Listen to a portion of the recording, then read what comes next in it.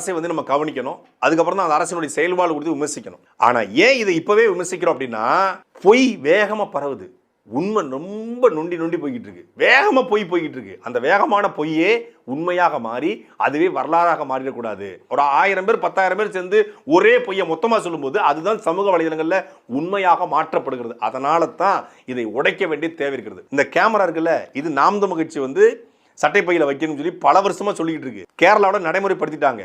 திமுக ஆட்சியில போன முறையே வந்து போக்குவரத்து காவலர்கள் அறிமுகப்படுத்தினாங்க. இப்ப பாருங்க 2 நாளா போடுவாங்க பாருங்க. போக்குவரத்து காவலர்களுக்கும் சட்டம் ஒழுங்கு காவலர்களுக்கும் சட்டைப்பையில கேமரா பொருத்தப்பட்டது. இனி யாரும் தப்பு செய்ய முடியாது. தளபதி ஆட்சிரா பிளாஸ்டரா.